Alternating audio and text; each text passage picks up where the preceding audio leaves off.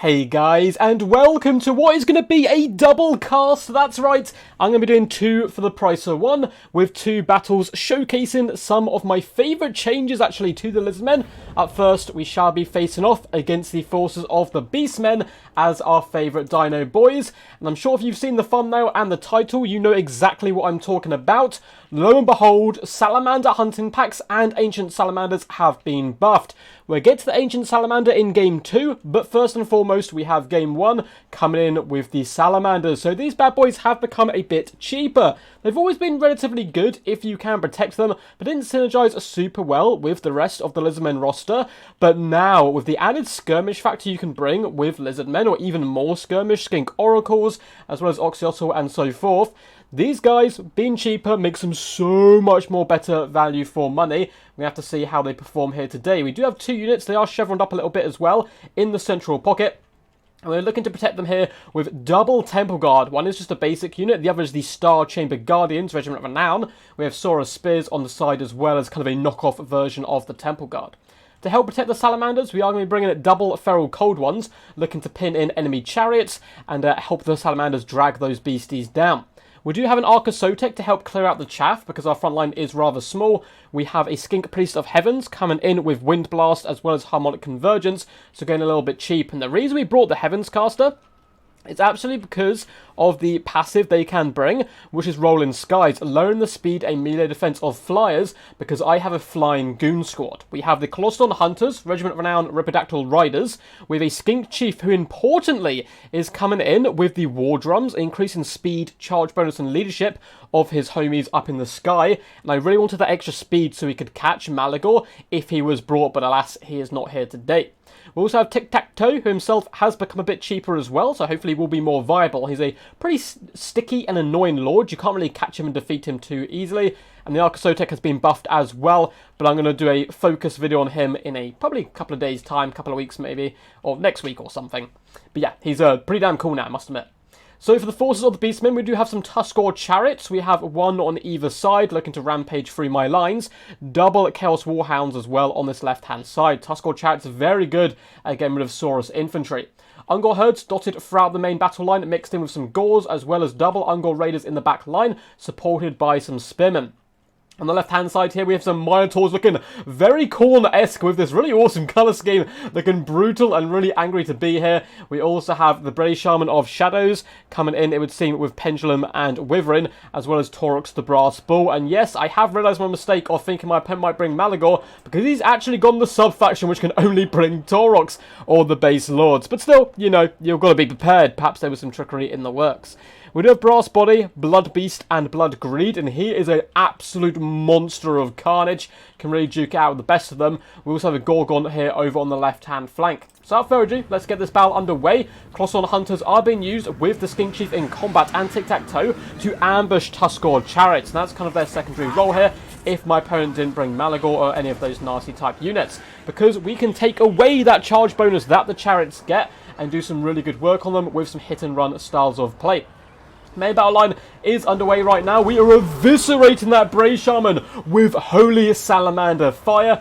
Down about a third health straight out the gate as the Temple Guard do take the brunt of the missile pressure, or front line pressure I should say. But those Salamanders, my god, look at the Bray Shaman just disappear. And yeah, that Shaman is already going to be running for its life, and we shall turn our attention to Taurox the Brass Bull, doing some lovely damage to him there. The Bastiodon has used its ability. It's going to be grinding its way through these Gore herds, supported by the Spearmen. Nice attempted flank overload on this left-hand side, though hitting the weakest unit of my front line. But the Salamander hunting packs are really laying it on thick now. Taurox down about a third health. My opponent is pushing through the right-hand side. We're going to have to sacrifice some Feral Cold Ones to buy time for the Star Chamber Guardians to get back, and for the Salamanders to rain in fire. But there are a load of doggos and chariots trying to force their way onto my Salamander back line. We're going to hit them with a bit of fire and then countercharge them as hard as possible, looking to try to overwhelm them in combat with the support of some of our characters as well as the Ark, followed up by a Wind Blast, just trying to break the Warhounds as quickly as possible so we can flee through this direction. And one unit has already been shattered. In comes the Skink Chief and those flyers. My opponent does attempt a Pendulum on the hunting packs, but luckily we've moved them out of the way already at this point. Gorgon as well as the Tuskor Chariots are pushing through this side as the Temple Guard do try to retreat here. Star Chamber Guardians are surrounded by enemies on all sides, but they are cleaving, decimating, and easily overwhelming the far less superior warriors on the battlefield. Feral Cold Ones are aiding Temple Guard here as they do manage to pin in those Tuskgord chariots with the help of the Colossal Hunters, who are standing and fighting right now. Hunter packs have once again fallen back, and they're going to be unleashing hellfire onto the Gorgon, and it does do a really cool attack animation there, managing to avoid a few of the shots. The Colossal Hunters going balls deep as well onto Taurox and the Gorgon, supported still by the Salamanders, though should be having a pretty fun time. Even the Bastiodon did get buffed up by Harmonic Convergence, is trying to pop in there and just say hello to this Gorgon and finish him off for good, because he's looking rather beat up at the moment. The Bastiodon with the Ark of Sotek is now pushing to the Ungol Raiders. I really just want to finish off these units in the back line so they can't pour fire down on my more elite units. Star Chamber Guardians are a little bit beat up at the moment. Feral Cold Ones can now let their legs stretch a little bit more and push forward onto these Ungol Raiders, looking to finish them off. Luckily though, the Gorgon has been dealt with due to that firepower from the Salamanders, and Tic-Tac-Toe is hunting him down. He smells blood in the air. Balance power is very heavy in our favour at the moment, as the Colossal Hunters switch their targets to Taurox the Brass Bull, who shatters and flees before the might of the Dino Boys. A Pyrrhic victory though. We lost a lot of troops, but boy oh boy was that a ton of fun. Well played to M. Puri here, bringing up the Slaughterhorn tribe, which is such a cool name as well, to the table here. But Tic-Tac-Toe's Salamanders always get their meal, and they did a fantastic job for sure. Tic-Tac-Toe, only 159 damage value, but at the end of the day, was still full health with plenty left to give. Now, Tic-Tac-Toe punches like a wet towel. It does nothing. He can't do any damage, really, it seems, but he's super cheap and hard to snipe anyway, and he can finish off casters, and I think bringing him to buff up that air core can really help. He's really good at chasing down Malagor and forcing him off the field. Synergizes really well with the Colossal Hunters, who themselves got 1,711 damage, and the little Skink Chief 359. Certainly not bad when you consider the fact he's at full health as well, with a bucket ton of ammunition if the game got really scrappy and skirmishy in the later stages. Skink Priest of Heavens did do a really nice wind blast to get rid of some of those Warhounds, but at the same time comes in with the Harmonic Convergence to try to buff up our troops. Sword Spears did 659 damage value, not shabby. Temple Guard 1.2, Star Chamber Guardians 1,006, so impressive work by them. The Feral Cold Ones are not really here to get their damage value. They really struggle to get that value actually, unless they are hunting down archers and artillery pieces in the back line. But still did a decent job pinning the enemy and buying more and more time for the Salamanders to shine. Ark of Sotek's got 881 damage value as well as 192, so this one fared far worse but wasn't really engaged with the enemy in those right situations. Salamander hunting packs up to 1,441 damage value and 1,085. These goodest doggos can really pour on the burst fire if you can protect them, and that is the big problem for them. They're very squishy, but now being a bit more reduced in cost should mean that they are quite a bit more viable. Taurox the Brass Bull, 700 damage value and a bit of a tank, but was outmatched unfortunately. You can't fight fire with Angry Brass, it would seem. 49 damage value only on the Brave Shaman, who got assassinated really early on, but did come back into the fray. Should have been used a bit more aggressively, but it's hard to kind of pull that off once you are so weak, because one wrong move and that is a dead caster. Ungol Raiders did pour on the fire from long range. One unit getting 413 damage value, which isn't too shabby. Tuskgord Chariots did struggle though, getting pinned in by those cold ones. And the Hounds didn't fare much better either, neither did the big boys. Apologies if there is any background noise. I did have my window open. It is baking here in the UK and I could hear some noise out my ear, so hopefully that wasn't too distracting for you guys. But now we're going to hop on into game 2 here, and it's called Please Work up against Zam, bringing the Knights of Caledor. The reason it's called Please Work is because I think Zam's computer crashed, or game crashed, at the very end. The battle was basically completed by that point, and I was hoping it still would save the replay. But we are coming in with the Lizardmen forces, this time with double Ancient Salamander, going to be testing out the new Lizards. So they have been slightly nerfed in their melee stats, but they've got extra ammunition, as well as being considerably cheaper. I believe they're 200 gold cheaper, which is really nice. It's actually exciting that we might get to see them in action. For our main battle line, we do have Chameleon Stalkers mixed in with the Saurus Warriors. Chameleon Stalkers are actually pretty good in this matchup. I've been having a lot of fun with them. Not using them like this, though. I use them in the front line to try to burst down Spearmen to allow the Saurus Warriors to drag their way through quickly. But I've actually been really enjoying them in the back line role. Opponents often bring Tempest to counter Pterodons now, and they just can't see the Chameleon Stalkers. They hop in there and cause all kinds of carnage to Archer lines and Eagle Claw bolt throwers, which is kind of the way High Elves like to play this. We do have double horned ones. As you can see, they have this ridiculously cool little new sigil. So does the Ancient Salamander. And horned ones are pretty powerful in the right hands because they can overwhelm Dragon Princes, but it is a bit of a grind fest. We do have some Cold One Spear Riders as well, protecting them on the left-hand flank. Once again, looking to hunt down Dragon Princes because often what High Elves will do is either bolt throwers and archers or just even more archers or Sisters of Avalon, a couple of Dragon Princes, and then a cheap front line. That's how they like to roll. We do have a Slan Mage Priest of High Magic here, coming in with Tempest, Hand of Glory, and Apotheosis. The idea there of the Hand of Glory is to pop it on the Ancient Salamanders and increase the amount of rate of fire they can possess, because it does increase their reload skill. For my opponent here and the forces of the High Elves, we have Silver and Guard mixed in with Spearmen, so pretty typical standard stuff, with a couple of white lines as well, backing up a bucket ton of archers. So a load of archers who are going to be one of the biggest threats to our build. We do have a Mage of Life down here on the ground, kind of Earthblood and Regrowth, and you have to bring that if you're coming in with the Dragon Prince himself, Imric, on his mighty dragon. Let's give him a little neck scratch. He's armoured actually, so he might not feel that. Let's give him a little ear scratch to let him know, though he's on the other side, I do appreciate a good gigantic flying Dragon of Doom. He's coming in with Star Lance as well as Dragonhorn, but not bringing his other ability, which I think is actually the best one for him. The debuff is so powerful, but maybe trying to cut some corners and save some money, because he's also got double Dragon Princes, one of which is the Regiment Renowned Fireborn, who are anti-large. The regular ones looking very fearsome and impressive, though, in their red colour scheme. I much prefer this than the blue one. But the battle is underway now. Ancient Salamanders vomiting fire into existence and already doing some good burst damage to those Silver and Guard. Archers are firing shots over, though, at the Salamander, so we will have to fall back. And they're a real micro-intensive unit, the Ancient Salamanders, but you can do some good hit and run. Oh my, an absolute Kobe over the top of the dragon, connected with the Archers! What a shot by the Ancient Salamander, up to 25 kills already. Good work by him. Imric does get hit by Tempest, just trying to slow him down so he can't get over here and support this engagement, because my opponent did fly a little too close to the sun. We're popping Hand of Glory now on some horned ones, and we are charging for the Fireborn. This is a fight I desperately want. We have horned ones, Cold One Spear Riders, supported by Saurus Warriors, dragging down the Fireborn there, who are going to have to make a quick escape.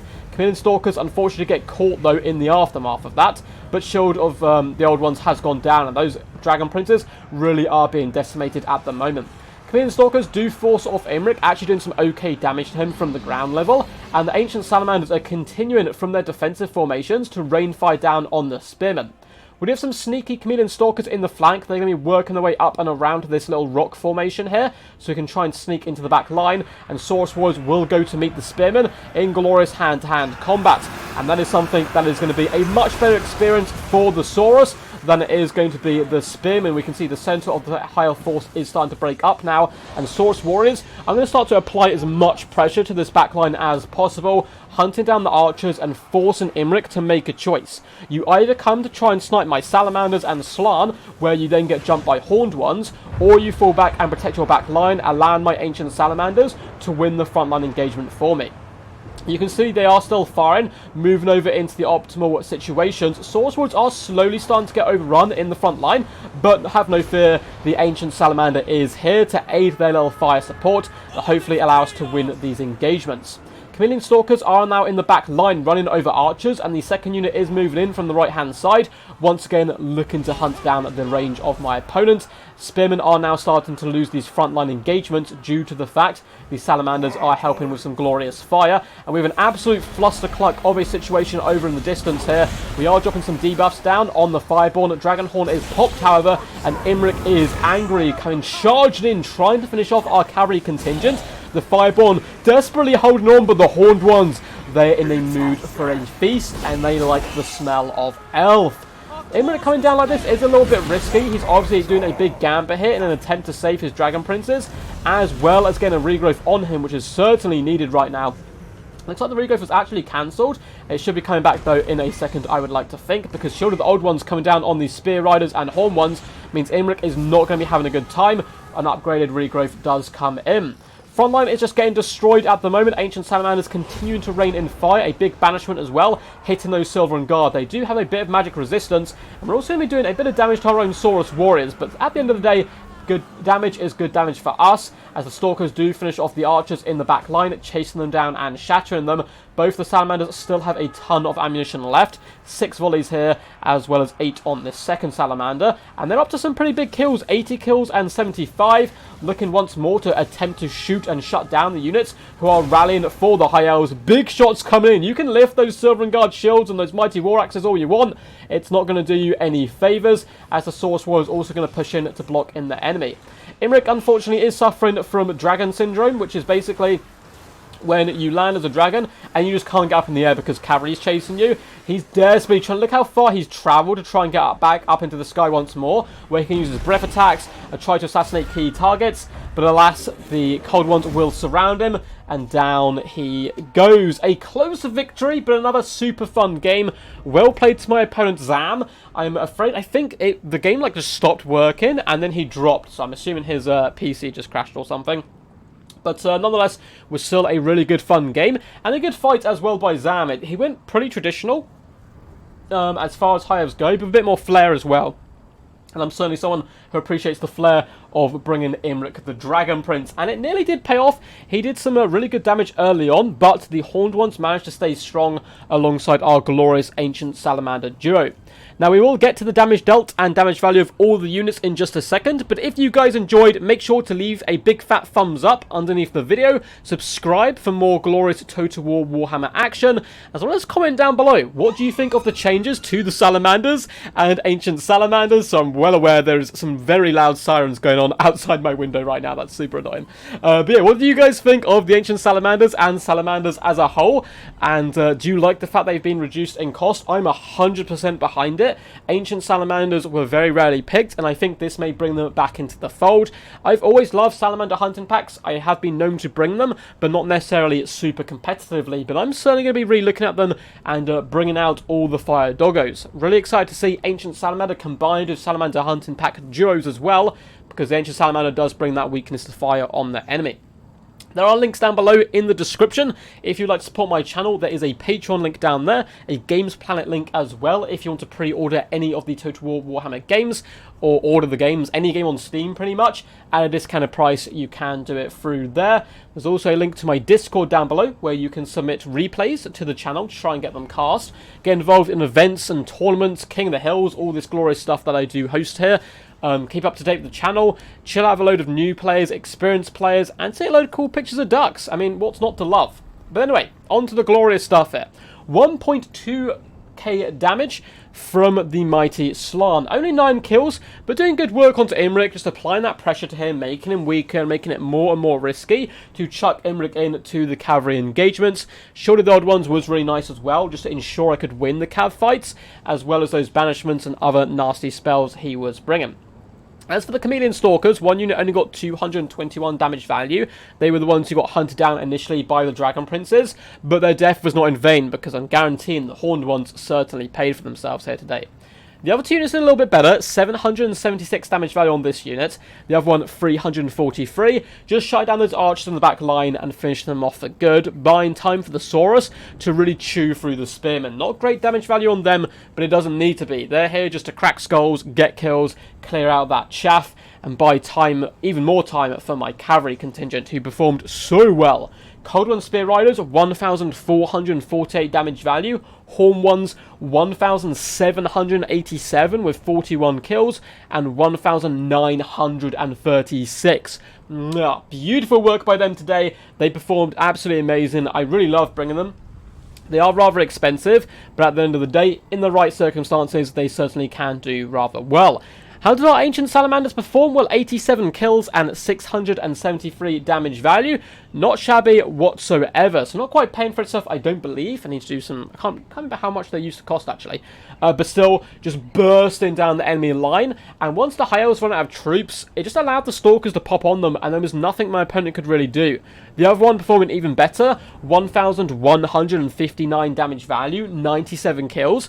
Both these guys basically full health at the end of the day with more ammo to give, so they could have got even more damage value and all that good stuff. As for Zam, Imrik the Dragon Prince, 1,843 damage value, not too shabby, but he is very expensive. Certainly not paying for himself here today. Maybe a little bit timid at the start.